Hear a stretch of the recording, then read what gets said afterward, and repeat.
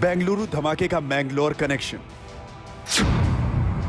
Rameswaram blast में दिखी cooker bomb की तस्वीर। कैफे ब्लास्ट में भी किया गया आईईडी का इस्तेमाल। पूर्वी बेंगलुरु के ब्रुकफील्ड इलाके के रेस्तरां में हुई धमाके की जांच करने उतरी पुलिस की टीम फिलहाल 72 घंटे बाद भी खाली हाथ नजर आ रही है।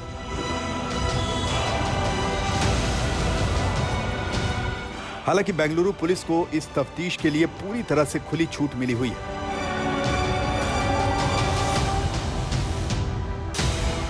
रामेश्वरम कैफे में हुए धमाके की तफ्तीश करने उतरी पुलिस को एक पुराने धमाके की याद ताजा हो गई। 2 साल पहले वह धमाका कर्नाटक के मैंगलोर में ही हुआ था, लेकिन तब यह ब्लास्ट एक प्रेशर कुकर से किया गया था। 19 नवंबर 2022 को मैंगलोर में ऑटो उस वक्त ब्लास्ट हुआ जब शारिक नाम का एक संदिग्ध कुकर में आईईडी बम लेकर जा रहा था।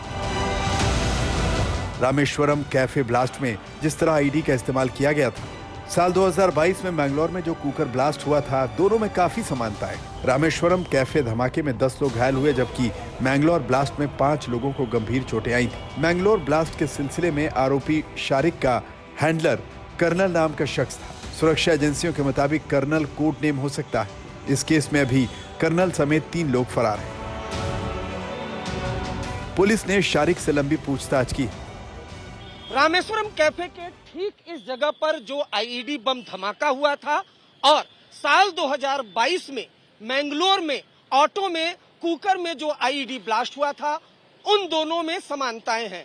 ये बात कर्नाटक के गृह मंत्री और कर्नाटक के डिप्टी सीएम भी बेंगलोर पुलिस के हवाले से बोल चुके हैं। इस वजह से बेंगलोर पुलिस मैंगलोर की जेल में गई और साल 2022 कुकर आईईडी ब्लास्ट केस के आरोपी शारिक से जेल में लंबी पूछताछ की।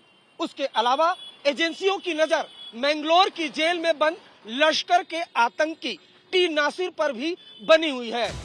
इस बीच खुलासा सामने आया है कि कर्नाटक की जेल में बंद लश्कर के आतंकी टी नासिर से भी पूछताछ की जा रही है, क्योंकि T Nasir Bangalore serial blast का आरोपी है और हाल ही में जेल में बंद टी नासिर ने लश्कर का नया मॉड्यूल खड़ा किया था।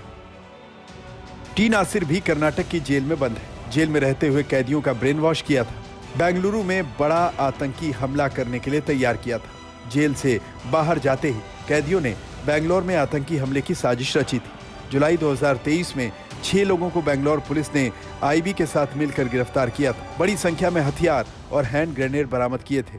मॉड्यूल के कुछ लोग अभी भी फरार चल रहे हैं। कर्नाटक के गृह मंत्री का दावा है कि रामेश्वरम कैफे ब्लास्ट में जो कुछ इस्तेमाल हुआ, उससे ही पता चलता है कि सामग्री और तकनीकी बेंगलुरु ब्लास्ट से मिलती जुलती है। At this point of time, I cannot say which group is responsible. I cannot say individual has done it. Until and unless we conclude, we cannot say that right now. You know, there may be similarity in terms of materials what they have used, but I cannot say it is similar to Mangalore, similar to another incident. No. शुरुआती तफ्तीश से खुलासा हुआ है कि cap और चश्मा पहनने के बावजूद आरोपी का चेहरा दिखाई नहीं दे रहा है।